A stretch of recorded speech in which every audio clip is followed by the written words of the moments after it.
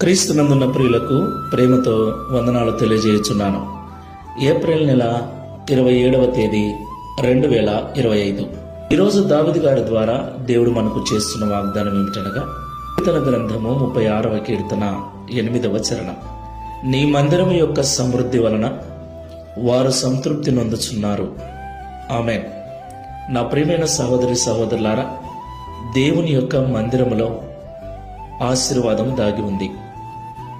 మందిరమును నిర్లక్ష్యము చేయక, మందిరమును ప్రేమించి, మందిరం యొక్క పరిచర్యలో, ఆరాధనలో క్రమము తప్పకుండా పాల్పంపులు పంచుకునే వారికి మందిరములోని మేలు చేత, మందిరము యొక్క సమృద్ధి చేత దేవుడు తృప్తిపరుస్తాడు. దేవునికి మహిమ కలుగును గాక.